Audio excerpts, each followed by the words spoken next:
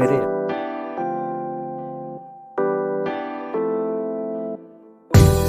ಎಲ್ರಿಗೂ ನಮಸ್ಕಾರ. ಈ ದಿನ ನಾವು ಒಂದು ವಿಶೇಷವಾಗಿರ್ತಕ್ಕಂತಹ ಒಂದು ವಿಷಯದ ಮುಂದೆ ನಿಮ್ಮ ಜೊತೆ ಬರ್ತಾ ಇದ್ದೀನಿ ಸ್ನೇಹಿತರೆ. ಏನಪ್ಪ ಅದು ವಿಶೇಷ ಅಂತಂದರೆ, ಇತ್ತೀಚಿನ ದಿನಗಳಲ್ಲಿ ಒಂದು ನಮ್ಮ ಆಯುಕ್ತರ ಕಚೇರಿಯಿಂದ ಒಂದು ಆದೇಶ ಹೊರಬಂದಿದೆ. ಏನಪ್ಪ ಅದು ಅಂತಂದರೆ, ಒಂದು ಶಿಕ್ಷಣ ವ್ಯವಸ್ಥೆಯಲ್ಲಿ ಹೊಸದಾಗಿರ್ತಕ್ಕಂತಹ ಕ್ರಾಂತಿದಾಯಕವಾಗಿರ್ತಕ್ಕಂತಹ ಒಂದು ಮೌಲ್ಯಮಾಪನ ವ್ಯವಸ್ಥೆಯನ್ನು ಈಗ ತಾನೇ ಪರಿಚಯ ಮಾಡಲಾಗ್ತಾ ಇದೆ ಸ್ನೇಹಿತರೆ. ಅದು ಯಾವುದಪ್ಪ ಅಂತಂದರೆ, ನಿಮಗೆಲ್ಲರಿಗೂ ಗೊತ್ತಿರತಕ್ಕಂಥದ್ದು ಪಾಠಾಧಾರಿತ ಮೌಲ್ಯಮಾಪನ ಅಥವಾ ಲೆಸನ್ ಬೇಸ್ಡ್ ಅಸೆಸ್ಮೆಂಟ್ ಅಥವಾ LBA ಅನ್ನೋ ಒಂದು ವ್ಯವಸ್ಥೆ, ಮೌಲ್ಯಮಾಪನ ವ್ಯವಸ್ಥೆ ಮತ್ತು ಈಗ ನಮ್ಮ ಶಿಕ್ಷಣ ಕ್ಷೇತ್ರದಲ್ಲಿ ಕಾಲಿಡ್ತಾ ಇದೆ ಸ್ನೇಹಿತರೆ. ಹಾಗೆ ಶಿಕ್ಷಣ ಈ ಒಂದು LBA ಅಂದರೆ ಏನು, ಹೇಗೆ ಅನ್ನೋದ್ರ ಬಗ್ಗೆ ಸಾಕಷ್ಟು ಮಾಹಿತಿ ನಾವು ಈಗ ಆಲ್ರೆಡಿ ತಿಳ್ಕೊಂಡಿರ್ತಕ್ಕಂಥದ್ದು.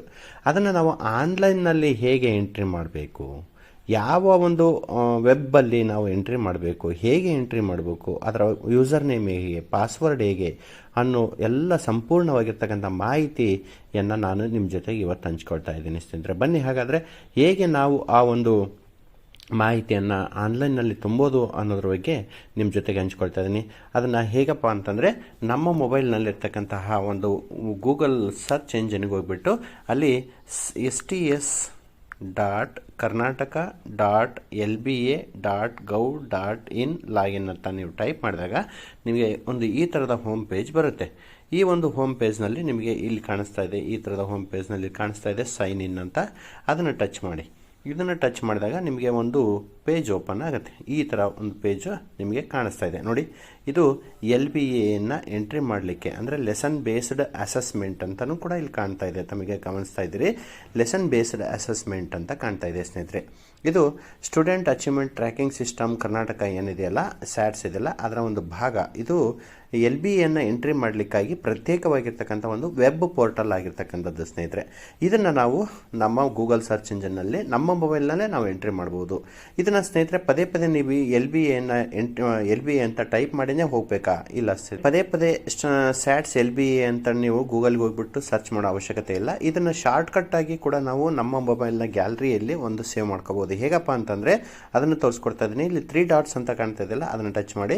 3 ಡಾಟ್ಸನ್ನು ಟಚ್ ಮಾಡಿದಾಗ ಇಲ್ಲಿ ನಿಮಗೆ ಕಾಣಿಸ್ತಾ ಇದೆ, ಏನಂತ ಕಾಣ್ತಿದೆ, ಆ್ಯಡ್ ಟು ಹೋಮ್ ಸ್ಕ್ರೀನ್ ಅಂತ ಕಾಣ್ತಿದೆ ನೋಡಿ. ಆ್ಯಡ್ ಟು ಹೋಮ್ ಸ್ಕ್ರೀನ್ ಅಂತ ಕಾಣುತ್ತಲ್ಲ, ಇದನ್ನು ಟಚ್ ಮಾಡಿ. ಇದನ್ನು ಟಚ್ ಮಾಡಿದಾಗ ನಿಮಗೆ ಇಲ್ಲಿ ನೋಡಿ ಲೆಸನ್ ಪ್ಲ್ಯಾನ್ ಅಂತ ಕಾಣುತ್ತೆ. ಅಥವಾ ನಾವು ಅದನ್ನು ನಮಗೆ ಬೇಕಾದಂತಹ ಒಂದು ಹೆಸರಿನಿಂದ ಇದನ್ನು ಟೈಪಿಂಗನ್ನು ಮಾಡ್ಕೋಬೋದು. ನಾನು LBA ಅಂತ ನಾನು ಟೈಪಿಂಗ್ ಮಾಡ್ಕೊಂಬಿಡ್ತೀನಿ.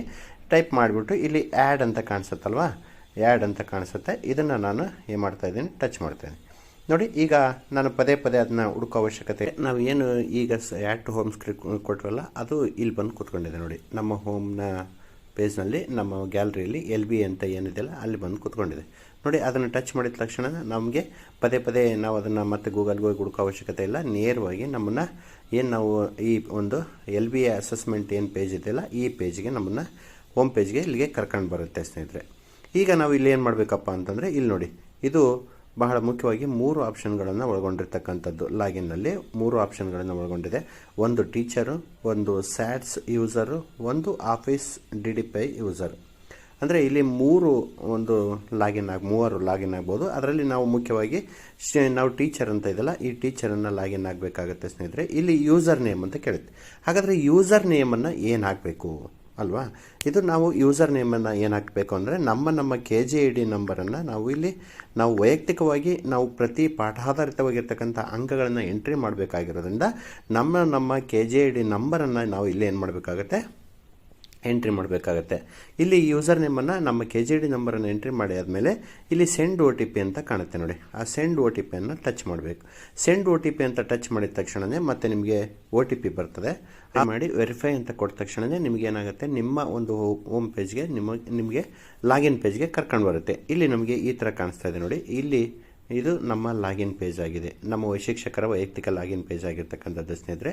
ಇಲ್ಲಿ ಯಾವ ಶಿಕ್ಷಕರು ಅಂತ ಕಾಣಿಸುತ್ತೆ, PST ಶಿಕ್ಷಕರು, ಮತ್ತು ನಿಮ್ಮ ಟೈಮಿಂಗ್ಸ್ ಕೂಡ ಕಾಣಿಸುತ್ತೆ. ಇಲ್ಲಿ ಎಷ್ಟು ಟೈಮಿಂಗ್ಸಿಂದ ನೀವು ಲಾಗಿನ್ ಆಗಿದ್ದೀರಿ ಮತ್ತು ಯಾವ ಡೇಟಲ್ಲಿ ಲಾಗಿನ್ ಆಗಿದ್ದೀರಿ ಅನ್ನೋದು ಕೂಡ ಟೈಮಿಂಗ್ಸಲ್ಲೂ ಕೂಡ ಇಲ್ಲಿ ಕಾಣಿಸ್ತಾ ಇರುತ್ತೆ.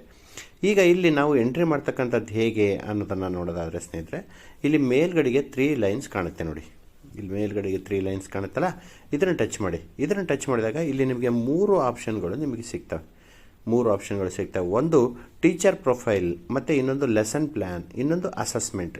ಮುಂದಿನ ದಿನಮಾನಗಳಲ್ಲಿ ಪ್ರತಿಯೊಂದು ಸಹಿತ ನೀವು ನಿಮ್ಮ ವೈಯಕ್ತಿಕ ಲಾಗಿನ್ನಲ್ಲೇ ಸಹಿತ ಎಲ್ಲವೂ ವಿಷಯಗಳನ್ನು ಪಡ್ಕೊಳ್ಬೋದು. ಇಲ್ಲಿ ನೋಡಿ ಟೀಚರ್ ಪ್ರೊಫೈಲ್ ಅಂತ ಇದೆಯಲ್ಲ, ಅದರಲ್ಲಿ ನೋಡೋಣ ಏನಿದೆ. ಟೀಚರ್ ಪ್ರೊಫೈಲಲ್ಲಿ ನೋಡಿ, ಇಲ್ಲಿ ನಾವು ಇದು ನೋಡಿದಾಗ ಇಲ್ಲಿ ನಿಮ್ಮ ಶಿಕ್ಷಕರ ಹೆಸರು, ಮತ್ತು ಯಾವ KGD ನಂಬರ್ ನಿಮ್ಮದೇನು, ಮತ್ತು ತಂದೆ ಹೆಸರು, date of birth, joining date ಯಾವುದು, ಮತ್ತು ನೀವು ಯಾವ ಶಾಲೆಯಲ್ಲಿ ವರ್ಕ್ ಮಾಡ್ತಾಯಿದ್ರಿ, ಮತ್ತು ನಿಮ್ಮ ಸಬ್ಜೆಕ್ಟ್ ಯಾವುದು, ಮತ್ತು ಮೊಬೈಲ್ ನಂಬರ್ ಯಾವುದು, ಮತ್ತು ನಿಮ್ಮ ಸ್ಕೂಲ್ನ ಡೈಸ್ ನಂಬರ್ ಯಾವುದು ಅಂತ ನಿಮಗೆ ಸ್ಪಷ್ಟವಾಗಿ ಮಾಹಿತಿ ಸಿಗುತ್ತೆ. ಇದು ಪ್ರೊಫೈಲ್ನಲ್ಲಿ ಸಿಗುತ್ತೆ ಸ್ನೇಹಿತರೆ. ಇಲ್ಲಿ ಎಡಿಟ್ ಮಾಡಲಿಕ್ಕೆ ಆಪ್ಷನ್ ಇಲ್ಲ ಸದ್ಯಕ್ಕೆ, ಮುಂದಿನ ದಿನಗಳಲ್ಲಿ ಮತ್ತೆ ಕೊಡ್ಬೋದು. ಈಗ ನಾವು ಮತ್ತೇನು ಮಾಡ್ತಾಯಿದ್ದೀವಿ, ಮತ್ತು ಬೇರೆ ಆಪ್ಷನ್ಗೆ ಹೋಗ್ಬೇಕಲ್ವಾ, ಅದಕ್ಕೆ ಮತ್ತೆ ನಾವು 3 ಲೈನ್ಸ್ಗೆ ಹೋಗ್ಬಿಟ್ಟು ಟಚ್ ಮಾಡಿ ಇಲ್ಲಿ ನಾವು ಇಲ್ಲಿ ಲೆಸನ್ ಪ್ಲ್ಯಾನ್ ಅಂತಿದೆ. ಲೆಸನ್ ಪ್ಲ್ಯಾನಲ್ಲಿ ಅಂದರೆ ಅದರ ಬಗ್ಗೆ ಮತ್ತೊಂದಿಷ್ಟು ಬಹಳಷ್ಟು ಮಾಹಿತಿ ಇದೆ. ಅದ್ರ ಬಗ್ಗೆ ನಾನು ಇನ್ನೊಂದು ವಿಡಿಯೋದಲ್ಲಿ ಅದ್ರ ಬಗ್ಗೆ ಸಂಪೂರ್ಣವಾದ ಮಾಹಿತಿ ಕೊಡ್ತೀನಿ. ಈಗ ಅಸೆಸ್ಮೆಂಟ್ ಅಂತ ಇದೆಯಲ್ಲ, ಅಂದರೆ LBAನ ಅಂಕವನ್ನು ನಾವು ಹೇಗೆ ಎಂಟ್ರಿ ಮಾಡೋದು ಅನ್ನೋದ್ರ ಬಗ್ಗೆ ನಾವು ನೋಡೋದಾದರೆ, ಅದನ್ನು LBA ಅಸೆಸ್ಮೆಂಟ್ ಅಂತ ಇದೆಯಲ್ಲ ಅದನ್ನು ಟಚ್ ಮಾಡಿ. ಇದನ್ನು ಟಚ್ ಮಾಡಿದಾಗ ನಮಗೆ LBA ಅಂತ ಕಾಣುತ್ತೆ, 2 ಆಪ್ಷನ್ ಕಾಣುತ್ತೆ. ನಮಗೆ ಅಂಕಗಳನ್ನು ಎಂಟ್ರಿ ಮಾಡೋದು ಹೇಗೆ ಅಂದರೆ LBA ಅಂತ ಕಾಣುತ್ತಲ್ಲ, ಇದನ್ನು ಟಚ್ ಮಾಡ್ತಾ ಇದ್ದೀನಿ. ಇಲ್ಲಿ ಟಚ್ ಮಾಡಿದಾಗ ಅದಕ್ಕೆ ರಿಲೇಟಿವ್ ಆಗಿರ್ತಕ್ಕಂಥ ಒಂದು ಪೇಜು ನಿಮಗೆ ಇಲ್ಲಿ ಒಂದು ಇಂಟರ್ಫೇಸ್ ಪೇಜು ಓಪನ್ ಆಗುತ್ತೆ. ನೋಡಿ, ಇದರಲ್ಲಿ ಮಾಹಿತಿ ಸಿಗುತ್ತೆ ನಿಮಗೆ.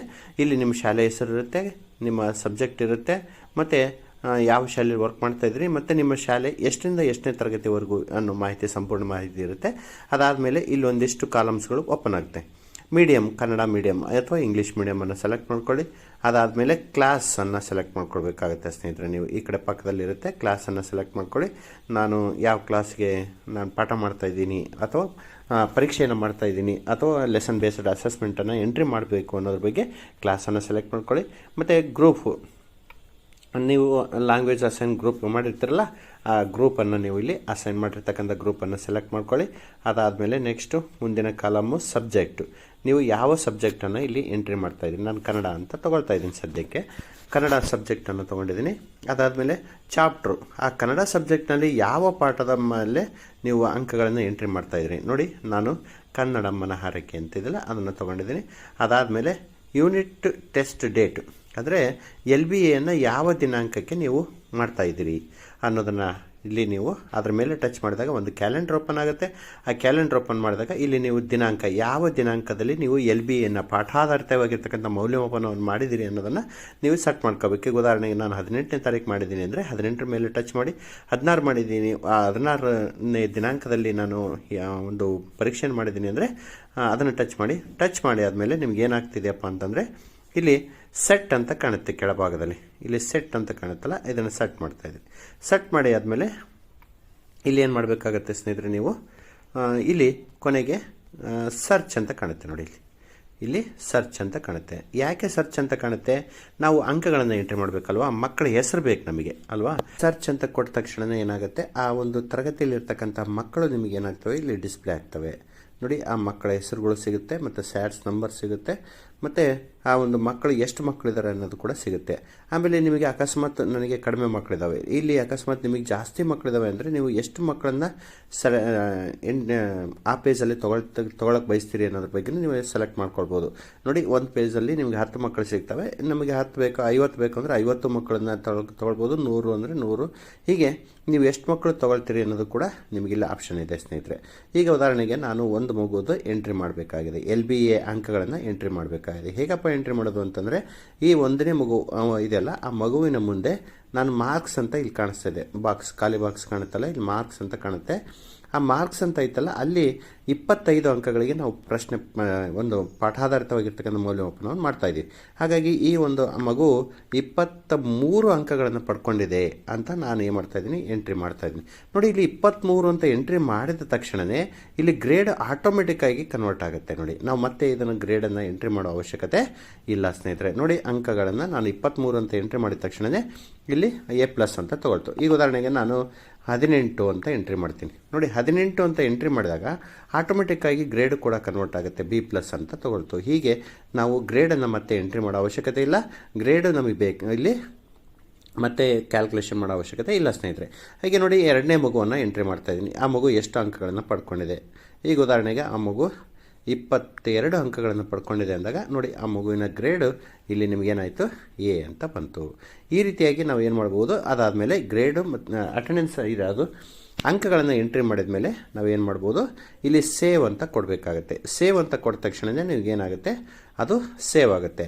ಈ ಒಂದು ಮಾಹಿತಿಯನ್ನು ನೀವು ಕೂಡ ಏನು ಮಾಡ್ಬೋದು, ದಾಖಲೆಯಾಗಿ ಅಂದರೆ ಡಾಕ್ಯುಮೆಂಟೇಷನ್ ಆಗಿಯೂ ಸಹಿತ ಇಟ್ಕೊಳ್ಬೋದು. ಹೇಗಪ್ಪ ಅಂದರೆ ಇಲ್ಲಿ ನೋಡಿ, ಇಲ್ಲಿ ಕಾಣಿಸ್ತಾ ಇದೆ, ಇಲ್ಲಿ ಎಕ್ಸೆಲ್ ಶೀಟಲ್ಲಿ ಕೂಡ ಡೌನ್ಲೋಡ್ ಮಾಡ್ಕೋಬೋದು ಮತ್ತು PDF ಅಲ್ಲಿ ಕೂಡ ಡೌನ್ಲೋಡ್ ಮಾಡ್ಕೋಬೋದು. ಇಲ್ಲಿ ಪಕ್ಕದಲ್ಲಿ ಇದೆಲ್ಲ, ಈ ನಾವೇನು ಎಂಟ್ರಿ ಮಾಡಿರ್ತೀವಲ್ಲ ಅಂಕಗಳನ್ನು, ಆ ಅಂಕಗಳನ್ನು ನಾವು ಡಾಕ್ಯುಮೆಂಟ್ ಆಗಿ ಹೇಗೆ ಒಂದು ಇಟ್ಕೊಳ್ಬೋದು ಅನ್ನೋದ್ರ ಬಗ್ಗೆ ಸಹಿತ ಪ್ರಿಂಟ್ ಕೂಡ ತಗೊಂಡು ನೀವು ಇಟ್ಕೊಳ್ಬೋದು ಸ್ನೇಹಿತರೆ. ಈ ರೀತಿಯಾಗಿ ನೀವು ಅಂಕಗಳನ್ನು ಎಂಟ್ರಿ ಮಾಡ್ತಕ್ಕಂಥ ವಿಧಾನದ ಬಗ್ಗೆ ನಿಮಗೆ ಮಾಹಿತಿ ಅಂದರೆ ಲೆಸನ್ ಬೇಸ್ಡ್ ಅಸೆಸ್ಮೆಂಟ್ ಅಂಕಗಳನ್ನು ನಾವು ಹೇಗೆ ಎಂಟ್ರಿ ಮಾಡಬೇಕು, ಆನ್ಲೈನ್ನಲ್ಲಿ ಹೇಗೆ ಎಂಟ್ರಿ ಮಾಡಬೇಕು ಅನ್ನೋದ್ರ ಬಗ್ಗೆ ನಿಮಗೆ ಸಂಪೂರ್ಣವಾಗಿರ್ತಕ್ಕಂಥ ಮಾಹಿತಿಯನ್ನು ಕೊಟ್ಟಿದ್ದೀನಿ. ಮತ್ತು ಮುಂದಿನ ವಿಡಿಯೋದಲ್ಲಿ ನಾವು ಇದ್ರ ಒಂದು ಏನು ಲೆಸನ್ ಪ್ಲಾನ್ ಇದೆ, ಆ ಲೆಸನ್ ಪ್ಲಾನನ್ನು ಇದರಲ್ಲಿ ಆನ್ಲೈನ್ನಲ್ಲೇ ಇನ್ನು ಮುಂದಿನ ದಿನಮಾನಗಳಲ್ಲಿ ಎಲ್ಲ ಆನ್ಲೈನ್ನಲ್ಲೇ ಸಹಿತ ನಾವು ಎಂಟ್ರಿ ಮಾಡ್ತಕ್ಕಂಥ ಮತ್ತೆ ಮ್ಯಾನ್ಯುವಲ್ ಆಗಿ ಬರೆಯೋ ಅವಶ್ಯಕತೆ ಇರಲ್ಲ ಅಂತ ಅನಿಸುತ್ತೆ. ಹಾಗಾಗಿ ಇದರಲ್ಲೇ ಸಹಿತ ಲೆಸನ್ ಪ್ಲಾನ್ ಕೂಡ ಅಂದರೆ ಯಾವ ದಿನ ಯಾವ ಲೆಸನ್ನನ್ನು ಮಾಡಿದ್ದೀವಿ, ಆ ಲೆಸನ್ಗೆ ಯಾವ್ಯಾವ TLMಗಳನ್ನು ಬಳಸಿದ್ದೀವಿ ಅನ್ನೋದ್ರ ಬಗ್ಗೆಯೂ ಸಹಿತ ಈ ಒಂದು ಆನ್ಲೈನ್ನಲ್ಲಿ ಕೇಳಿದ್ದಾರೆ ಸ್ನೇಹಿತರೆ. ಅದನ್ನು ಎಂಟ್ರಿ ಮಾಡೋದು ಹೇಗೆ ಅನ್ನೋದ್ರ ಬಗ್ಗೆ ನಾನು ಮುಂದಿನ ದಿನಗಳಲ್ಲಿ ಇದ್ರ ಬಗ್ಗೆ ವಿಡಿಯೋವನ್ನು ಮಾಡಿಕೊಡ್ತಾ ಇದ್ದೀನಿ ಸ್ನೇಹಿತರೆ. ಓಕೆ, ಎಲ್ರಿಗೂ ಧನ್ಯವಾದಗಳು.